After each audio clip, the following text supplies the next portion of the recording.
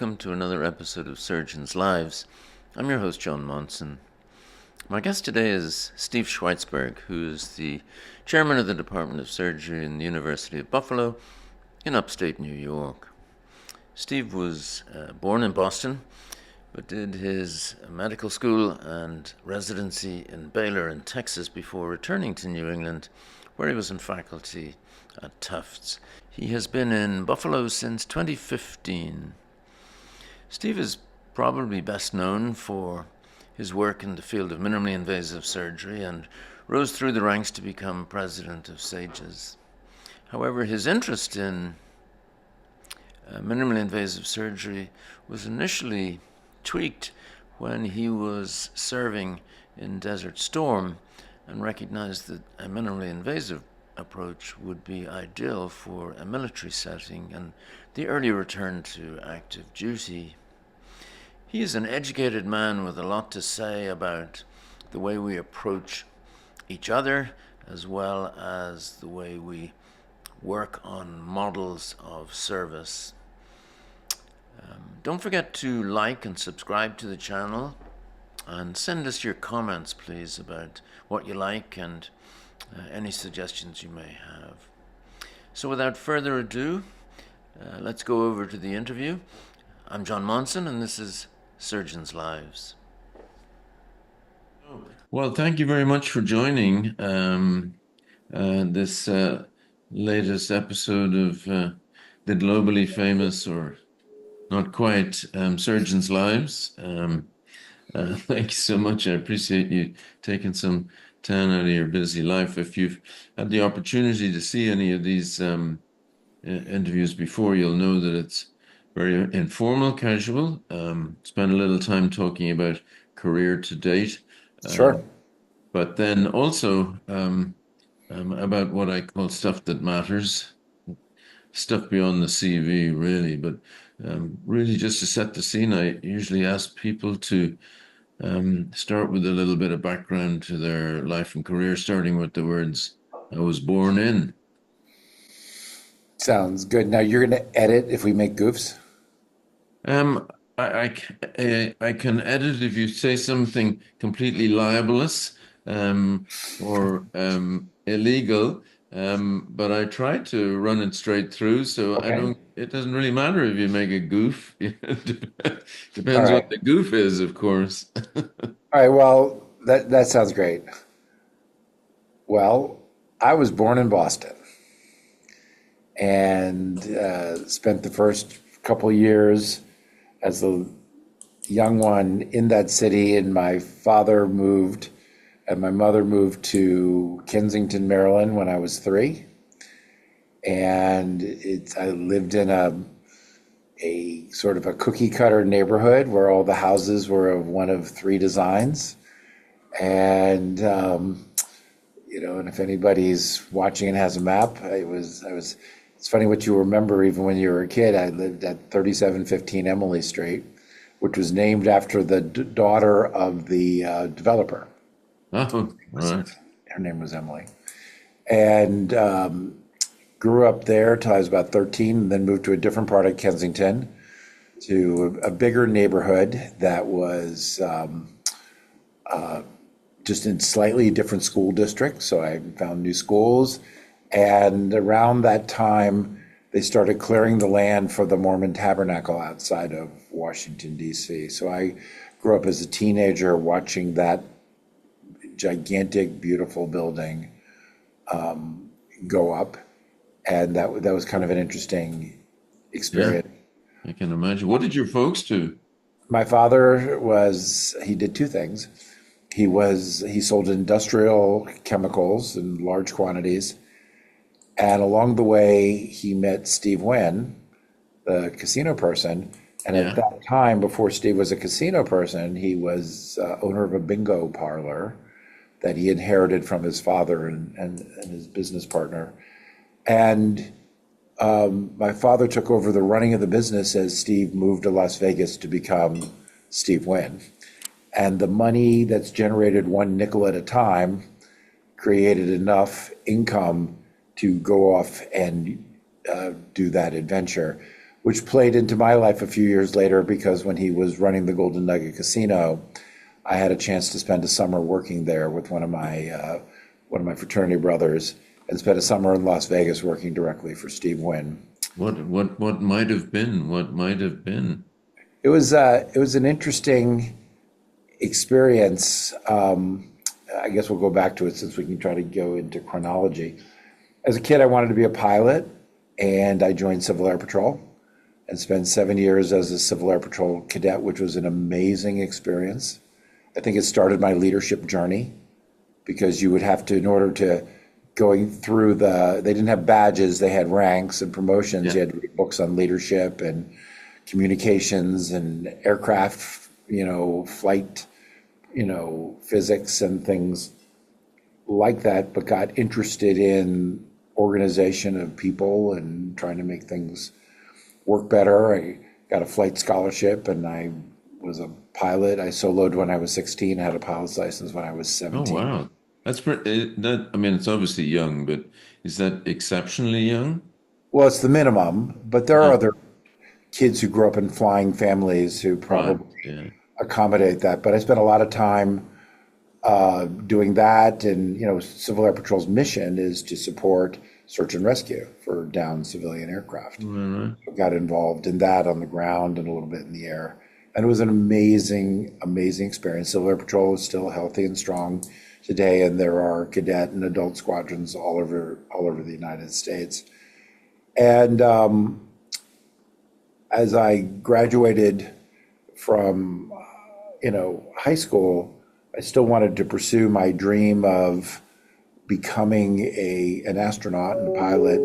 Wasn't to be. I didn't have the eyesight for it. I didn't know, but I had strabismus Right. and had to make a pretty quick change of plans late in my senior year of high school, and with no college in sight.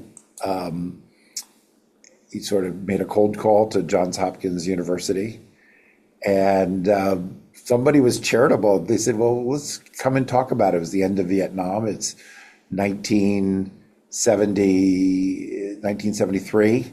Vietnam is winding down, and I was sort of giving up my dream of being a military jet pilot. And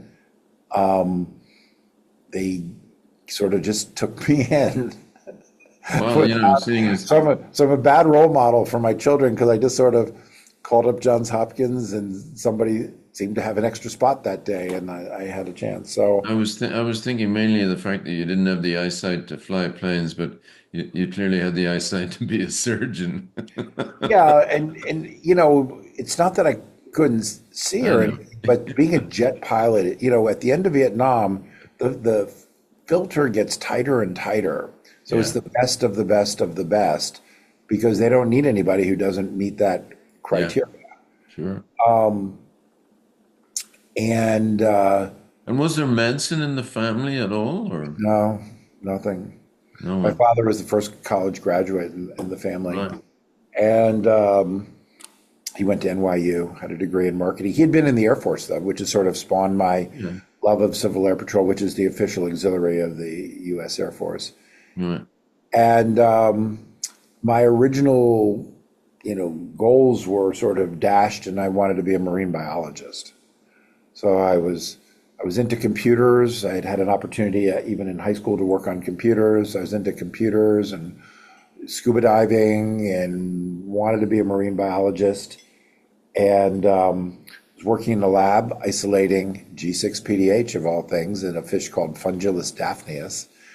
And even then NIH money was drying up. So everything old is new again here in March of 2024.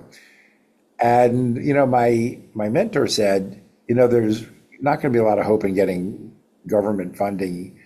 You ought to consider going to med school. At least you'd have a job.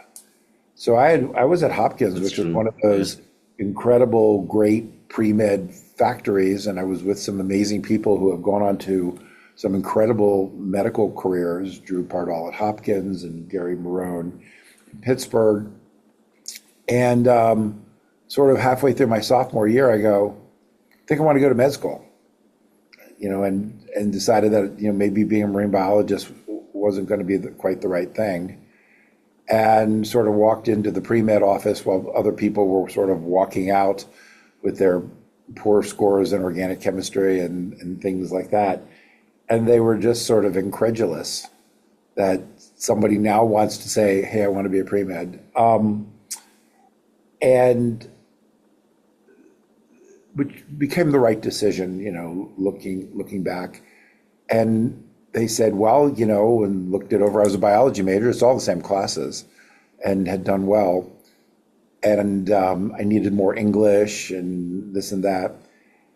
And got on the road to being a pre-med after changing my English creative writing course from pass-fail to a grade. Right. Once again, begging a professor to let me do all the makeup work that would put me in line with everybody else. Wound up writing a sci-fi story, which has always been my passion, and got caught up. And then was sort of on the road with a plan. That summer, I went to work in the Golden Nugget. I worked in the cage where all the money is, and watched the great poker players, which is a big poker room. And my fraternity brother parked cars, and we were in Las Vegas having fun, making money. Did you learn how to play poker properly? I learned how to play poker from the pros because I had a chance to be a poker shell. Yeah, yeah. So you play for the house with the house money, and if somebody says, is there a house player at the table, you say yes, but you're not playing against the house. Your job is to get the games going. So I did a little bit of that. Yeah. And thought it was interesting to watch the real card sharks I'm sure. at work. And had a great time. I had one of my last fellows in Orlando. Her better half was a professional poker player. Yeah, if you're, it's about psychology as much as it is Yeah, yeah, anything else. And so I like to play blackjack. And, if you're doing the math, how I got a work permit is a story for offline. And that's why I was asking about the editing piece. But the I'm sure there's that a statute of limitations is long gone. Yeah, there must be a statute of limitations. Yeah, I didn't really think about it until later I was commissioned in the Army Reserve. I go, these records might not match, but we're way past that. It's 30 years later. But the opportunity was great, and so I went. And a year later, I asked Steve Wynn for a letter of recommendation for med school. Wow. Yeah, I'll bet And you're the only person that has that on your record. it Your record. was it was super interesting. And back then, Hopkins had a program called 2-5. And you'd go to 2 years of college and 5 years of med school. And I wasn't really quite in line with that. I had good grades, but I really wasn't quite focused because this was sophomore year, you had to choose. And so I didn't get into the 2-5 program. There's an offline story for that too. But the net effect was all the really 4.0s and 3.95s, they're all gone. Yeah. So I had a very good GPA, but not a 4.0. But all the internal competition is at Hopkins by the time I'm applying, and so I was in pretty good shape, sort of unintentionally. And so my story is I've just sort of bumbled into things, and chance favors the prepared mind. So I had asked Steve Wynn for this letter of recommendation, and that's when I learned one of the great truths of leadership. Many people have written their own letters for all kinds of things in life, and it is one of the worst and most miserable tasks on the planet because writing about yourself is horrible. But, so I wrote something that I thought was reasonable. Everything's US mail, there's no email. Yeah. So I don't know whether any of this is going to happen. And send it off to him. And I was interviewing at Baylor, where I ultimately went to med school. And they're flipping through the paper files. There's no electronic. And I see through a sheet of paper this gigantic golden nugget belt buckle on a piece of stationery. And I'm going, holy smokes, he really did send the letter. And wound up in my interviews talking more about whether you should split a pair of nines than whether, euthanasia is a good topic. And so I had an interesting collection of interviews. And the it was clear to me that the students at Baylor in the 70s loved going to medical school. They really loved it. And I didn't really have that sense. I knew the people at Hopkins, they were working hard. I'm not saying they were miserable, but I wouldn't say they loved going to medical school. And so I selected Baylor as my first choice and was lucky enough to get in. It was semi-private, semi-state. Most of the people were from Texas, but there was a collection of out-of-staters, and really had a marvelous time in medical school. Dr. DeBakey would come and lecture to medical students, and we thought he was just the nicest person. And he was a multifaceted individual. As a resident, I don't know if anybody thought he was the nicest person. But then again, years later, when I ran into him in Houston at a Barnes and Noble, he was once again the nicest person. So he was an interesting guy with multiple aspects to how he, as many of those people are, really, interfaced the world. Back then, students ran the suture room and set all the bones and literally delivered babies, things that we would find appalling today. Yeah. But the world was different, and it was indeed, yeah. And I delivered 70 babies with nobody else in the room. My wife's a gynecologist. She found that not believable, not unbelievable. Like, I don't believe you, believable. I said, yeah, it's true. Ask so and so, and they go, yeah. It's a different world, and students were just trained differently. Residents were trained differently. And for all the potential criticism of all that, it was marvelous. Oh, yeah. You were treated like an adult. And from medical school, you're going to have to learn how to do it right. And I would think about it years later philosophically, at the age of 24, and I'm a medical student suturing up people in the Bentop emergency room. If you were in the Army and you're 24, you're a first lieutenant or a captain, and you're taking a team of men up the hill and potentially dying. Yeah. I personally consider 24-year-olds adults when you think about it in the big picture. So when did you plump for surgery, or was that early in the medical school career, or? I stumbled into that. And we're all products of our mentors and our life experiences.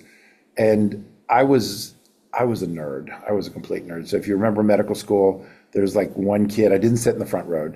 In fact, I kind of sat in the back because my other passion in med school was foosball. And if the lecture was boring, you'd all kind of start bending your wrist to see if you could find a couple players. But at times I was, like, I have a question, and I was going to be an internist. Originally, I was going to be a family medicine doctor. My mentor was a woman named Ann Dimitrov, one of the first graduates from I believe, the University of Kentucky.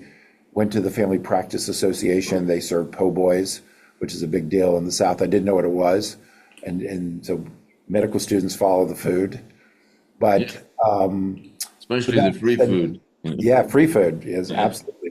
We were starving poor, and then I said, I'm going to be an internist.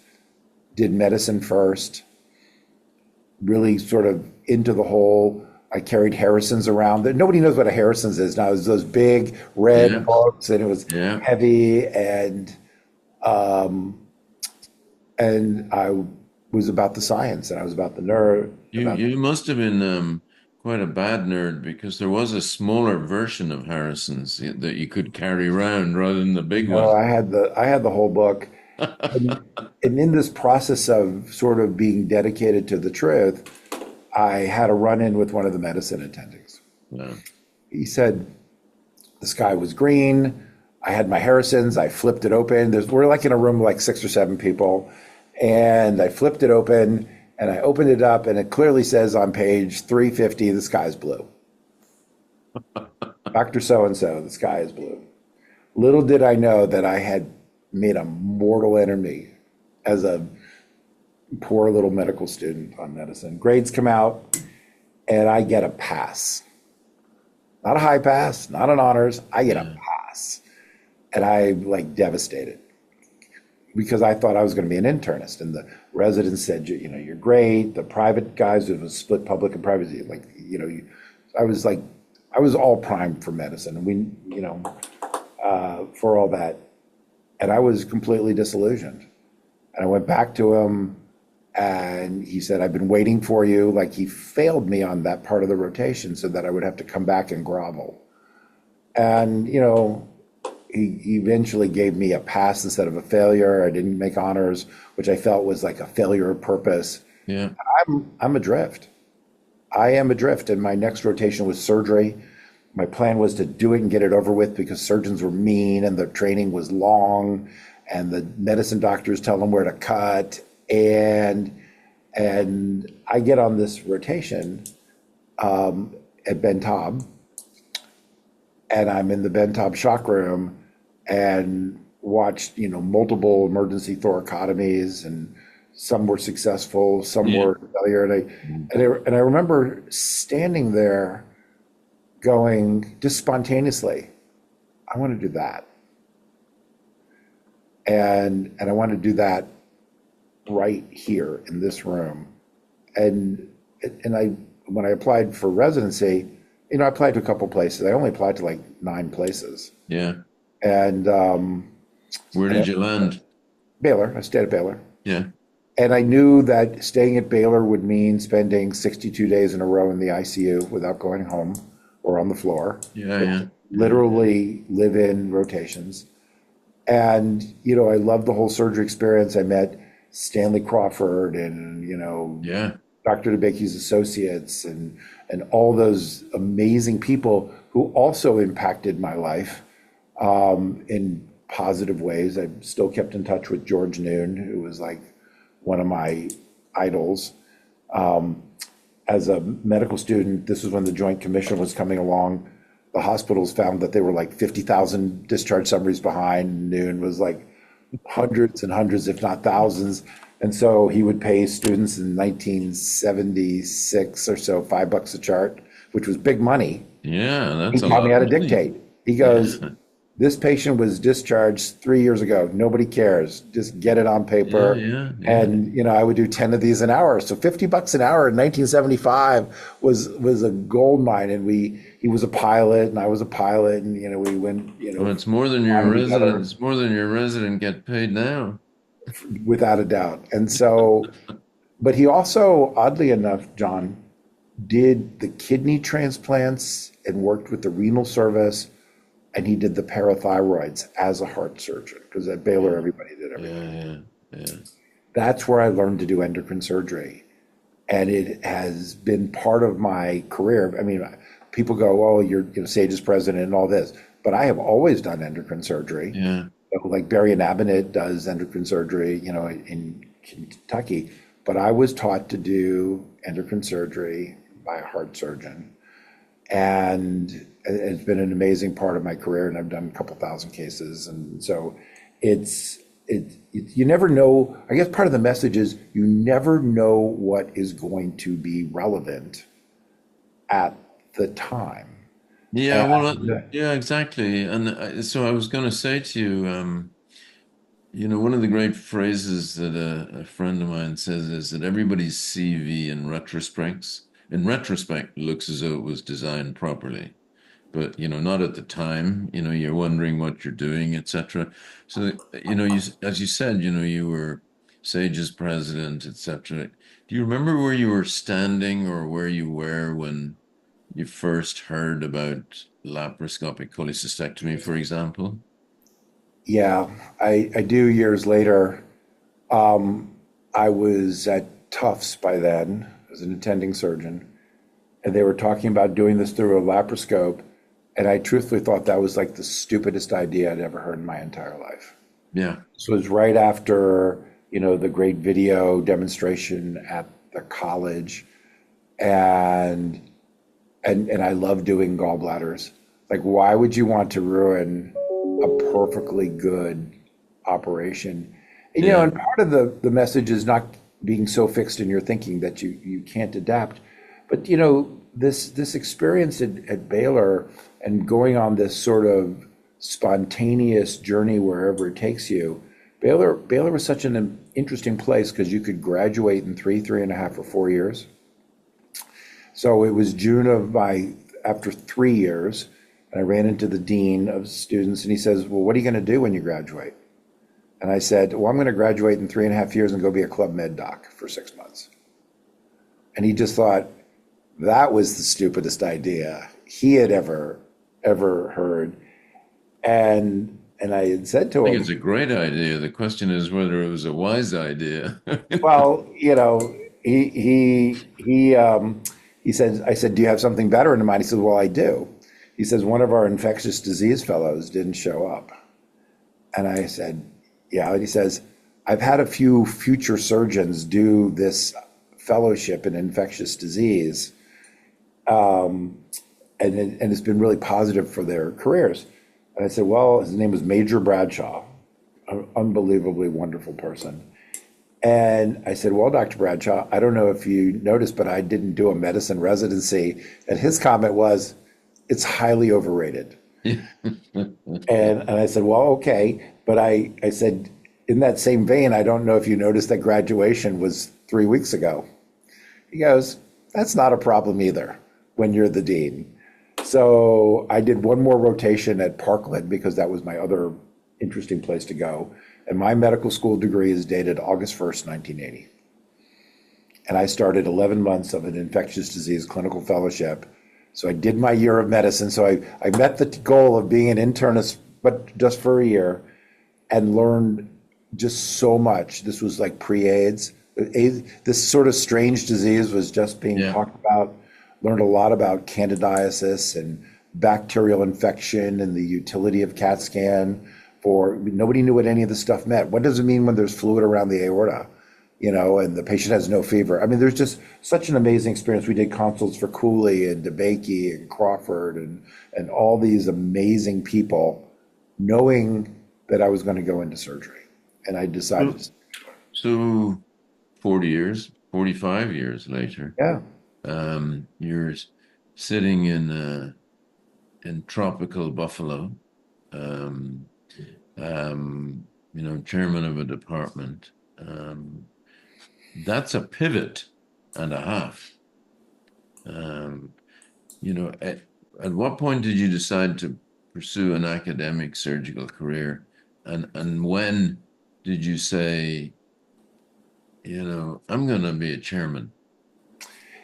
Well, I think that path is paved with a bunch of failures. And Sure. Yeah.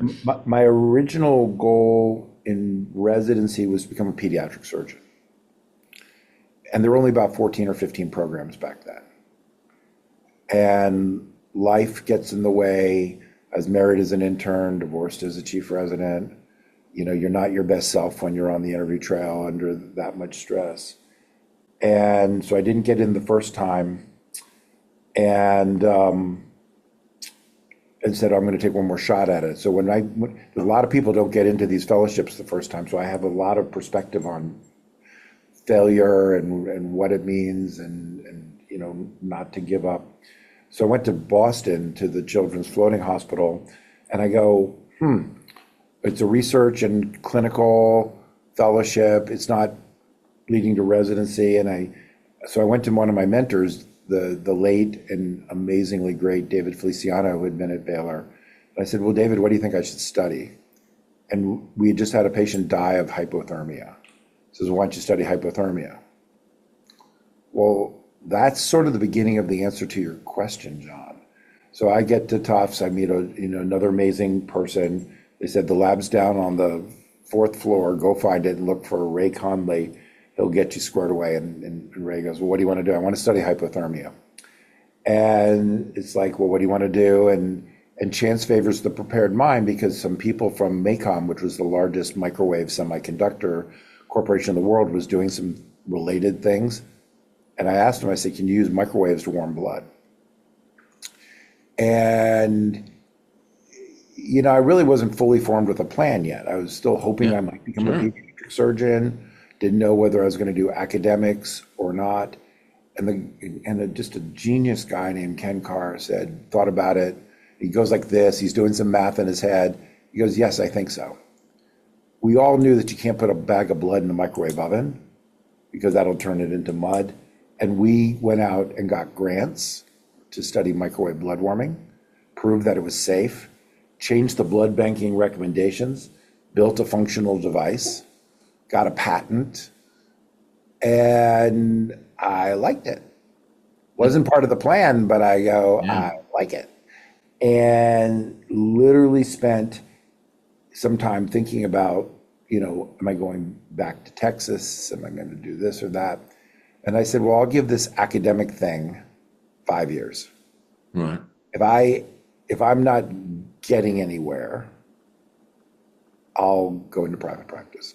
Yeah. Which was the thing back then. It's not like Yeah, today sure. where so few people go into private practice. General surgeons, and this is Boston, man. I mean, people trained at the MGH or the Brigham or Tufts, Yeah. and they did everything.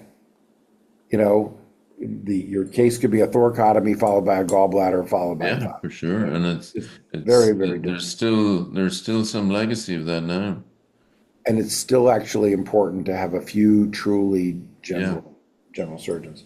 So I get going academically, and boom, two things sort of happen simultaneously. One is laparoscopy, and second is Desert Storm. Right. And I had, I was single, I was recently divorced, I was looking to find some meaning in my life, and I signed up for the Army Reserves. Ah, I, not the Air Force. Well, it's all about your mentors. The chief of pediatric surgery Right. was a colonel in the Army Okay. Reserves. All right. Okay. He was recruiting bright young minds, and all I wanted to do if young Americans were injured, they need my skills. It's not an ideology thing. It's like if young Sure. Americans are hurt, and I had been trained at Ben Taub in Houston, Yeah. I can do this. And I got activated for Desert Storm and went overseas. And that's when I started thinking about laparoscopy, Yeah. how minimally invasive surgery would return soldiers back to work in the battlefield. Yeah. We had smart bombs for $1 million, and we couldn't come up with $50,000 back then to put a laparoscope in Riyadh or Dhahran or one of these other places. And, really thought about how minimally invasive surgery would have an impact on not just soldiers, but everybody. Of course. Yeah. And found myself interested in that. I had done an endoscopy rotation at Baylor. Yeah. I had to walk into Michael DeBakey's office personally and beg him for an endoscopy rotation. I talked about that at my SAGES presidential address, the fear and trepidation of being a third-year surgical resident, asking Michael DeBakey, could I do endoscopy? And years later, he thought it was amazing. He was a big fan of endoscopy even earlier. And so I joined SAGES in 1987 after I had failed in my quest to be a pediatric surgeon. Right. I was starting to think about a career in adult surgery. And, we were fighting with the GIs, and they said, well, you can't have GI privileges unless you're a member of an endoscopy society. Yeah. Yeah. Like, I don't know how that rule comes about, but that was the rule. Yeah. And somebody told me about SAGES. Yeah. And I go, I'm going to join SAGES as an endoscopist. And so I had my privileges. I was more and more interested in foregut. I had trained with George Jordan and Paul Jordan, really great foregut surgeons, and got going. But because of this work on microwave devices, I got pegged as a device person early. Yeah. Yeah. And so companies would come to the lab with a new laparoscopic this or a new laparoscopic that. And I was like, I was having the time of my life. Joined a SAGES committee, was interested in technology, became the technology chair. I was a glutton for punishment. I became the development chair at the same time, and just said, Went up through the ranks. Yeah, up through these the are ranks. my people. And Sages has always been a meritocracy. Did the work, got to meet people, and like a lot of things in life, you just have to be on the journey. Yeah, And it was sort of a three-headed spear. One was Sages, one was clinical research, because now that I'm doing these devices, you got to, yeah, yeah, yeah. You got to do the the animal lab research. is one thing. I was a complete pain in the ass to the IRB. So the chairman said I needed to do penance and put me on the IRB. And, Yeah, but I don't like things that are disorganized. So after a couple years, I was asked to be the vice chair. And then after a couple years after that, I was asked to chair the IRB as a surgeon, which just scared the daylights out of people. so you mentioned there that Sage is traditionally regarded as a meritocracy, Yeah. and a very laudable thing. Um, the implication being, of course, that there are some august societies that are less of a meritocracy.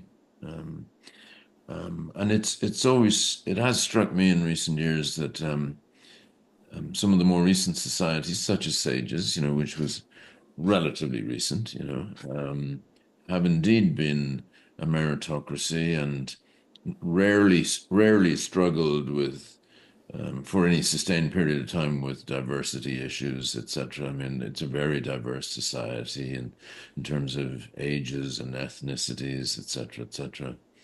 Um, eh, and you see other societies that you can't really say that about. Well-respected, august societies. Why do you think those societies have not grappled and made that transition to, and I'm not talking about DEI, but mainly the meritocracy type side of things. I mean, it's still very much, the ex-presidents nominating the new presidents and that type of, thing. What's your thought about that? If your society is a meritocracy, then the ex-presidents know who the hard workers were underneath them. But if you're Sure. not a meritocracy, then it's a club. Yeah, And the, a lot of it has to do with pedigree, and it's different versions of the same thing. I mean, I went to Baylor. That's the land of heart surgery. So you want to do something in heart surgery, then you can be in that club.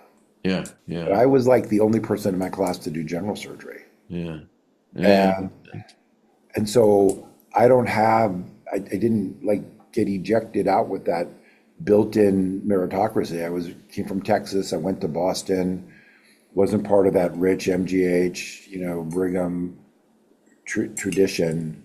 And the only place I could flourish would be in a place where they respected the work.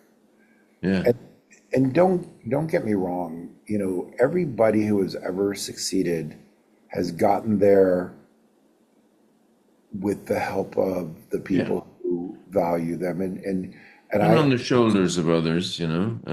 for sure, but I didn't have built-in friends. I mean, I went to Hopkins undergrad. I didn't go to Hopkins Yeah, med school. I yeah, didn't yeah, train yeah, there, and I didn't go to Michigan. I mean, so I was able to make great friends by doing the work. You know, David Ratner was incredibly yeah. helpful to my Mm. career. We didn't, he was at the MGH and I was at the competitor across the street. A former guest on this podcast. David's great, Yeah, good guy. and he has, and I don't know if he said it on his podcast. Now I have to go back and watch. But one of the things he taught me is you are what you do, Yeah, and David respected that. If he asked me to do something because he was Sage's president several years before me, consider it done. yeah, yeah, yeah, yeah. And not everybody in the world is like that. Yeah, And execution is a key piece. and when NOSCAR was in its early days and they needed to change chairs of the research committee, somebody to work with, Mike Coachman, who's still a friend, an amazing guy, it's like, okay, I'll go do this. I'll go man that for you. And, because I was a computer person and a tech person, I convinced David to let me put on a course called Surgeon in the Digital Age at Sages in St. Louis. And he goes, I don't know. I go, because instead of, porcine, it's computers. And the truth of the matter is, it was really an amazingly highly rated course. We had hands-on lab teaching people to edit video and edit pictures, and we talked about what's a JPEG file, and it was very incredibly well subscribed. But what people don't know about the course is I had a small, with emphasis on the word small, MI about a month earlier. And which is a life-changing event, if you've ever had the pleasure.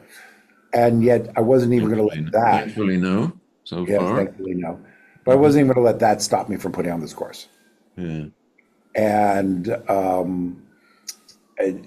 so when you find, you're looking for those people, the people that you can rely on, whether it's a book chapter. Yeah. If you've ever written a book, Dan Jones and I did a book on laparoscopic surgery. We had 124 chapters. And truthfully, the invite list was sort of made out of people that we knew wouldn't let us down. Yeah. And there were people that are left off of that list because you knew you had a low probability of getting there. Yeah, so many agree and so few deliver. Yeah, and so I finally made it to the board at Sages, and I was like, to me, I was done. I have made it to my goal. And, was still working hard, doing stuff. And I was as surprised as anybody because I'm not super big on building a brand personally, because I'm like David, you are what you do. I don't really care about the style so much. I just care about, are you a good person? Do you treat people well? Do you support them when they need support? And do you get the things that you need to do done? So I became second vice president, having done the tech and the development, and I had been the program chair. I hadn't been the program chair yet, but I was, interested in that. And then I finally asked Sally Matthews, I said, I'm kind of past my expectation now. And I just looked at her, I said, well, how do you become president? Because I'm not the social person. I'm not antisocial, but I'm not really good at that person. Yeah. And I'm shy. Although, people go, no, but really I am. And I'm not a great party conversationalist. But if I'm in my environment, I'm okay. And she says, well, a lot of the presidents at that time had been the program chair. And I go, well, how do you become the program chair? Says, well, you ask the incoming president-elect, who's at that time was Steve Wexner. Right. So I knew Steve a little bit from Sages. I call him up and I said, Steve, I don't know who you've picked for your program chair, but if you haven't decided yet, I'm volunteering. And he called me up a couple weeks later and he said, you still want to do it? And I go, yes. And the rest became history. Yeah. Having done all the little jobs, the program committee, the program chair, the paid your dues. You paid your dues, yeah. And and it was that 11 years on the executive committee. Yeah. Best time ever. Great people that we work with. Brian Duncan, Jeff Marks, Dan Jones, Danny Scott, Joe Beiske, on and on and on and on. And I hope I didn't leave anybody off. And if I did, it's not intentional.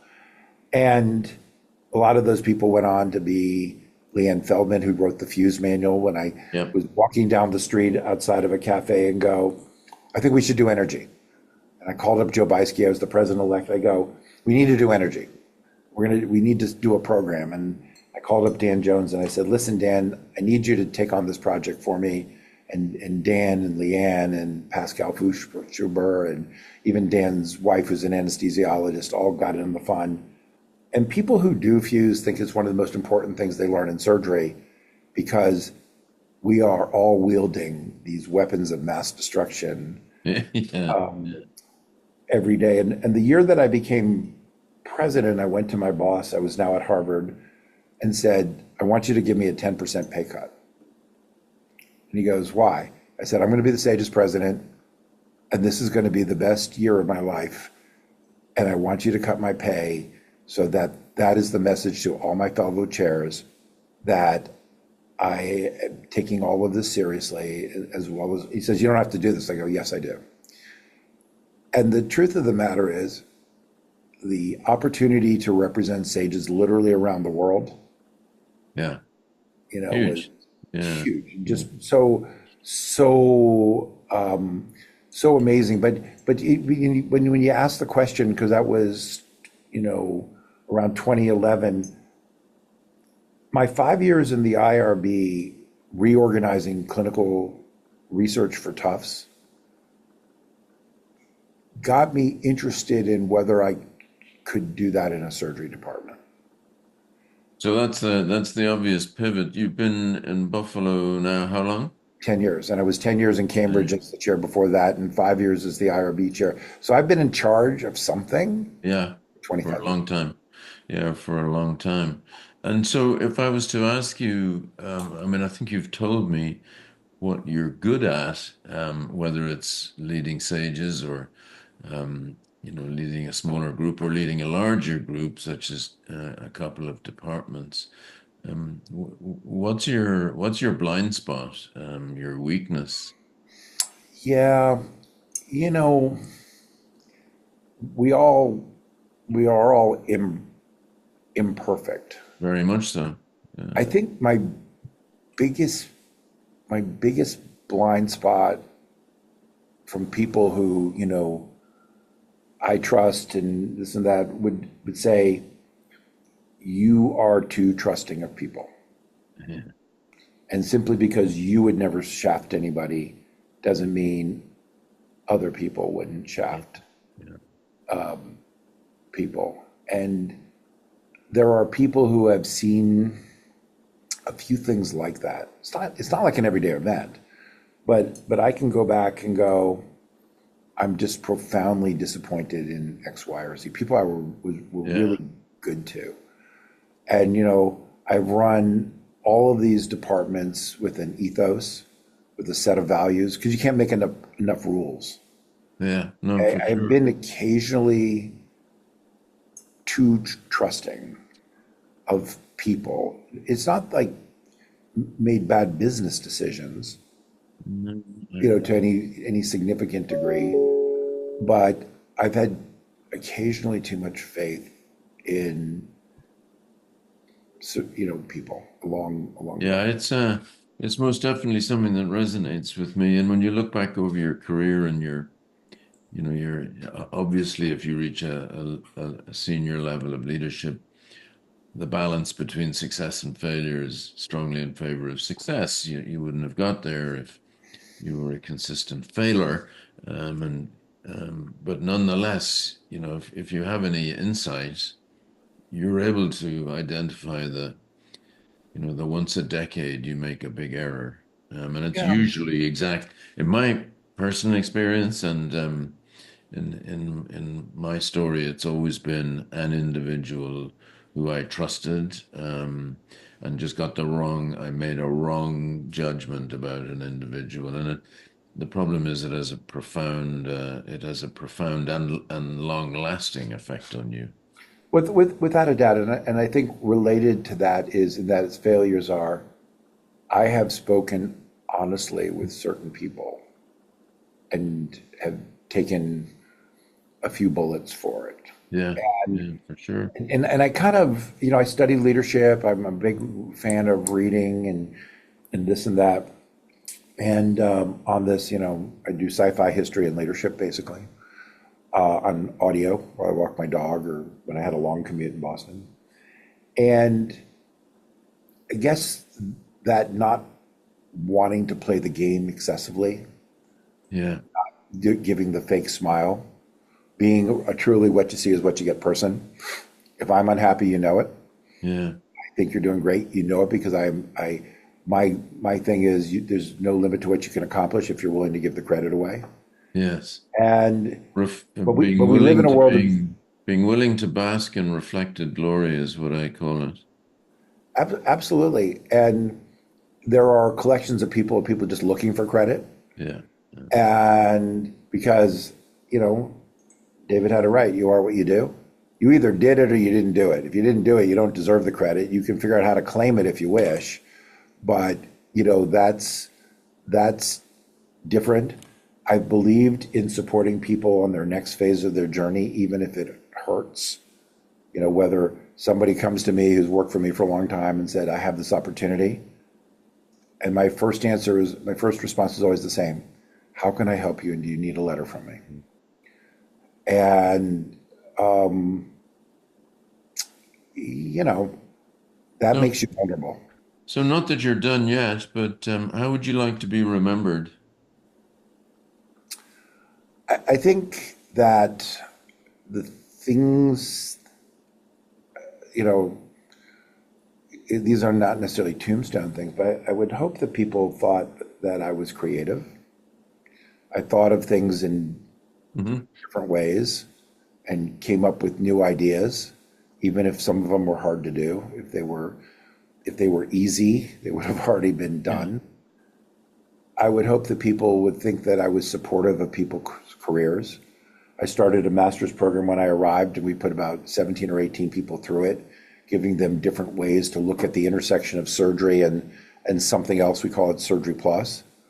Right before this talk, I was on with somebody who's is with Clifford Coe at the College of Surgeons and Policy, and I'm working on connecting him to our local congressman. And really, I'm a long-term planner. I hope that people would look at long-term planning. I'm very frustrated when people don't plan ahead, that I've tried to consider the unintended consequences of decisions, not just the intended consequence. Try to play it Yeah. through Sure. in our minds, like, okay, if we do that, what's the next two, three moves on the chessboard for that? And that the places that I have been were better when I left than they were Yes. when I got there. So, in the last few minutes that are left to us, I'm going to ask you some important questions. You don't really have an opportunity to think about the answers to these, um, but you just have to tell me what you think. Um, you mentioned that you're a bit of a sci-fi person, so you have to choose. So, are you choosing William Shatner or Patrick Stewart? You know, You you got to can't go with think the about classic. it. You You got got to to go tell with the me. classics. You know, I grew up 1964 as a kid watching Star Trek, and I would just Kirk was an intuitive leader, and they both were in their own ways. But the Kirk Spock, you know, playoff, and and um, and the reason why I like Kirk so much, and it's not that I dislike, you know, Jean-Luc Picard, is that there was one of the movies where he was already an admiral and he was futzing around with some eyeglasses, and when he realized he was in the wrong job and he wanted to go back and champion a starship Yeah, again. yeah. And the reason why I related to that is that I have been asked to consider jobs as dean, Yes. and and I and I've really agonized. And one of my friends put it best. He said, "Do you wake up in the morning hoping to be dean, or did you ever wake up in the morning hoping to chair a surgery department?" I said, "I've never actually woke up in the morning hoping to be dean." And I don't think it's a bad goal for the right No, people. no, no, no, But exactly. and Kirk said it, that this was his first best destiny. I actually really love what I do, and this is my personal first best destiny for So the that is the longest answer to what was meant to be a simple choice. So I'm going to give you an It's a easier deep question for one. me. Here's an easier one. Beatles or Stones? Beatles, Okay. Beer or wine? beer, Baseball or football? Football. What happens when we die?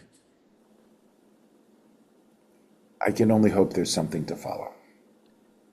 What's your biggest um, contribution to coping? In other words, we talk about burnout and one thing or another. If you were to advise a young surgeon on how to cope setting out in their career with the stresses of surgery, what's the one piece of advice you would give them? Hobbies. Hobbies. And that, of course, is just the segue to say, and your hobby is It was flying, but it's really now boats and dogs. boats and dogs. And of course, being with my wife. But I mean, in terms of straight things, Yeah. with my dog or being on the boat, And does your dog go on the boat? yes. What sort of a dog? I have a red Labrador, and they're registered as yellows. She's the second one I've had. They're amazing dogs, and she loves to go on the boat. And the last thing I want to ask you is, seeing as you've been a future gazer since your sages, and indeed before then, obviously, what do you think the next big thing in 10 years will be? And I am banning you from saying AI. I don't think it's AI. I think that when I first started doing the OR of the future work, and we had all this technology in it, and I would talk to David about it. He really thought the AI of the future was better systems Mhm. and better processes. I think we have to I think we have to align the right care in the right place, sort of triple aim goals. And to that end, because Buffalo is unique and every department's its own corporation, the Ortho Corporation, we got together and built a building, and in it we built an ASC in preparation for the future of healthcare, where well people don't want to be in hospitals. Hospitals should be for sick people.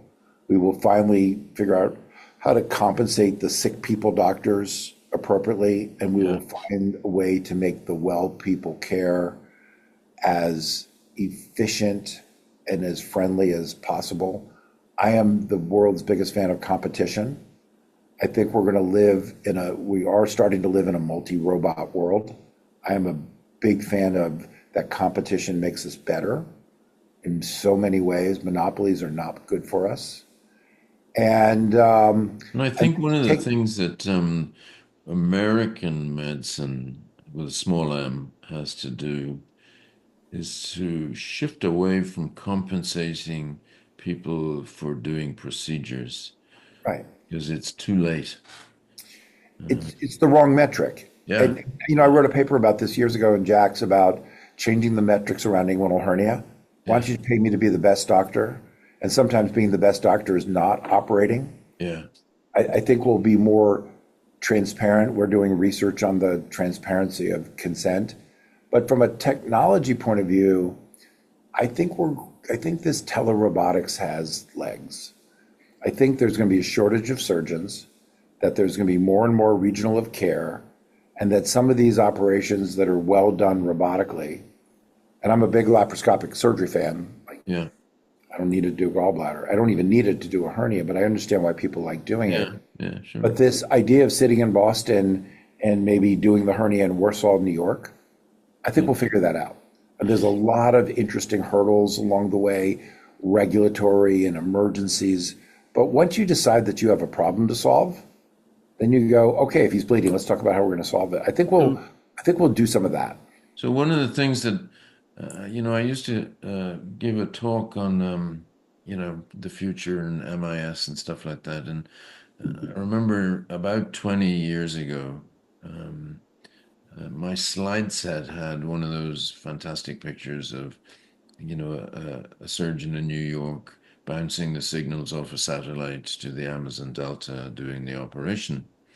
And the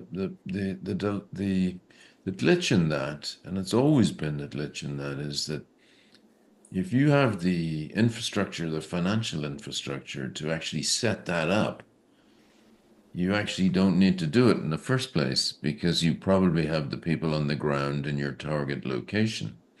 There's a little bit of that. Of course, it's not black and white, but there's a little bit of that. And, that ability to do remote surgery has been around now for quite some time.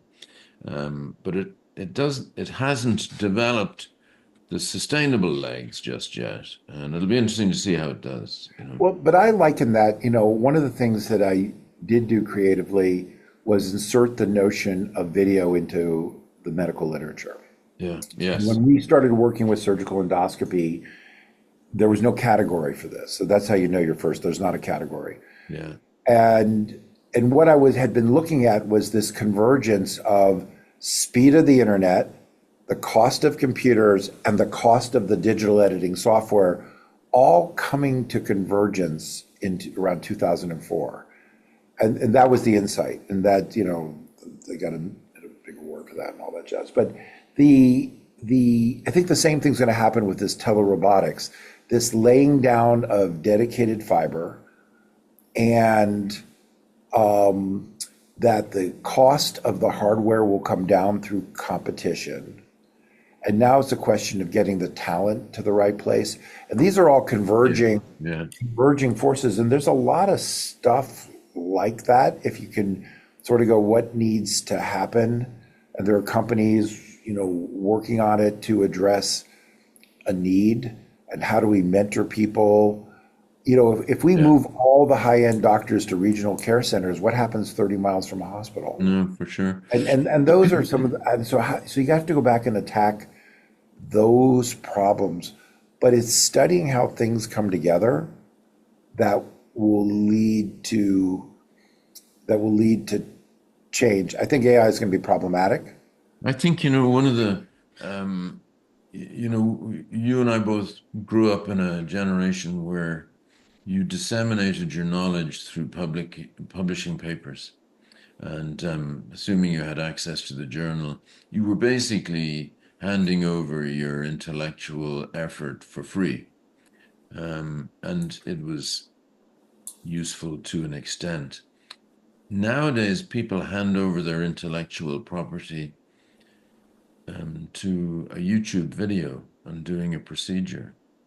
And that's, frankly, is dramatically more beneficial to dramatically more people than any paper you and I wrote back in the day of describing how to tack a piece of mesh in. One video that takes 10 minutes, people look at that and they go, okay. I remember just as you did when I first heard of lap chole, I thought, I don't understand how they do that. And I went and watched a guy. I flew from England to Ireland and watched a guy doing, and I watched him do one case, and I thought, oh, I get it. Now I see what he's doing. Yeah. And that, YouTube has done that for people. And that was the principle. I wrote the editorial is called "The Future Is Now," and it was all about changing the way that we read about an operation to seeing it, Yeah, and sure. the, Yeah, and it's mostly free, and not very expensive. And yes, there's TikTok and YouTube. The problem is there's a lot of bad surgery on YouTube. yeah. One of the things that I learned about And all, because CSATs as well, by the way. yeah, exactly. And one of the things I learned in all of this is that what makes a great meeting video does not necessarily make a great literature video. So certain videos are best, the how I do it's Yeah, are best for the meetings and Sages TV. So I started Sages TV with yeah, Jason Levine from Sages. So it's YouTube like. In fact, it was hosted on YouTube, yeah, that whole Sages TV thing, and then it moved to AWS. But that was the vision, that seeing it is better than talking about it. And the sure. value of Sages TV is that it was curated. There's a Yeah, lot of uncurated yes, yeah. Well, out there. okay. Well, Steve, so we've come to the end of our time. Super Um, fun. we could talk for at least another hour if we wanted to, but we can't. So I wanted to thank you so much. I don't think you said anything legally liable, inflammatory, or disgraceful. It'll come out soon. And I really appreciate you taking the time out of your day to talk. John, thank you so much for the opportunity. Thank you, really. Pleasure.